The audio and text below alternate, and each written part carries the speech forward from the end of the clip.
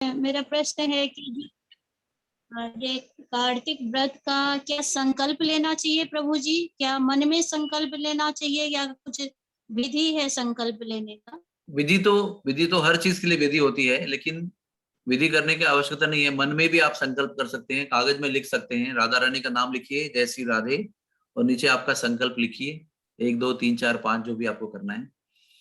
2 प्रकार के व्रत होते हैं, एक विधि व्रत होता है और एक निषेध व्रत होता है। विधि यानी आपको क्या करना है, आप एक माला करेंगे, आप एक श्लोक पढ़ेंगे, आप दीप दान करेंगे, इसको करने वाले व्रत को विधि व्रत कहते हैं।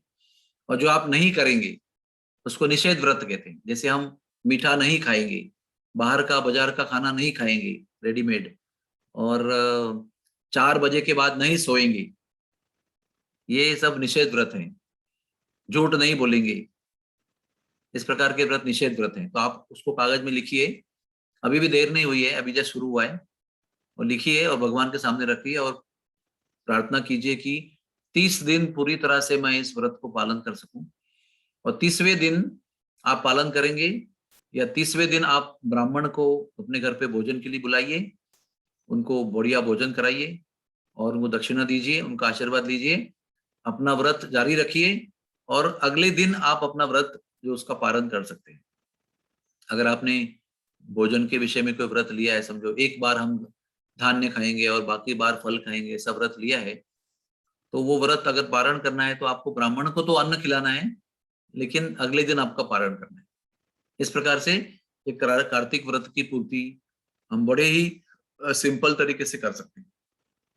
वैसे कार्तिक व्रत की विधि बहुत ही क्लिष्ट है, लेकिन हर व्यक्ति को पालन करना जरूरी नहीं है, या तो मुमकिन भी नहीं है। लेकिन बहुत सिंपल तरीके से हम ये कार्तिक व्रत को निश्चित रूप से पालन कर सकते हैं। और किसी का प्रश्न है कोई? आपका और कोई प्रश्न है माता जी? प्रभु जी कभी कभी हम व्रत लेते हैं जैसे ब्रह्म मुहूर्त में स्नान का, लेकिन कहीं यात्रा में जाना पड़ जाता है और ट्रेन में, फिर उस दिन का स्नान प्रभु जी उसमें आपको नहीं हो क्षमा पाता मांगनी है, तो? पहले से ही बोलकर रखना भगवान को कि ऐसे ऐसे बाधा आएंगे तो उसको आप क्षमा कर देना स्थिति के अनुसार। और सब लोगों को मैं विनती करना चाहता हूँ कि कार्तिक के व्रत जो है ना वो सिंपल लीजिए, कठोर व्रत मत लीजिए, तो कुछ दिन के बाद में उसका पालन करना मुश्किल हो जाता है।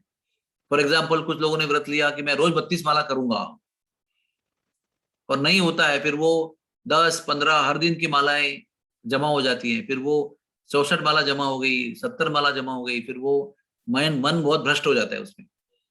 आपको अपने मन को कृष्ण भावना में रखना है, और कठोर व्रत नहीं लेना है, जो सादा व्रत है जो हम पालन कर सकते हैं। 30 दिन पालन करना जरूरी है। अभी आज पहला दिन है तो बहुत जोश से हम लोग ने कुछ शुरू कर दिया, और फिर अगले 8 दिन के बाद ठंडे हो गए, फिर 64 माला में से 32 माला में से 15 माला बच रही है, फिर हम 4 अष्टक गाएंगे रोज। हाँ, गजेंद्र मोक्ष भी गाएंगे, दामोदर अष्टक भी गाएंगे, ब्रह्म संहिता भी गाएंगे। तो क्या होगा फिर, वो आज का रह गया, कल का रह गया करके फिर कल 3 बार बोलेंगे तो समय ही नहीं बचेगा फिर आपके पास। इसलिए दीप दान आवश्यक है, 1 आध माला 2 माला एक्स्ट्रा करना जरूरी है, शास्त्र को पढ़ना जरूरी है, दान धर्म करना जरूरी है, भगवान का दर्शन जरूरी है। इसमें से आप व्रत उठाइए और ब्रह्मा मुहूर्त में उठने का प्लान कीजिए, मोबाइल को दूर रखने का प्लान कीजिए, बाजार का खाना मत खाइए। इतना आप करेंगे तो आपका व्रत आसानी से संपन्न होगा।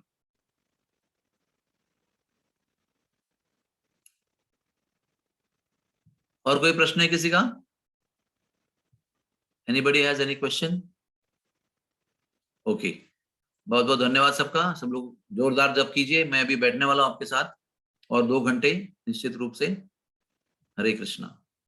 और एक बात इंपॉर्टेंट है कि कार्तिक का व्रत आपने जो बनाया है, आपने जो लिया है, वो कृपा करके किसी को बताना मत। हाँ, इसको अपने आप अपने पास रखिए, उसको जग जाहिर मत कीजिए कि मैं ऐसे कर रहा हूं, मैं ऐसे कर रही हूँ।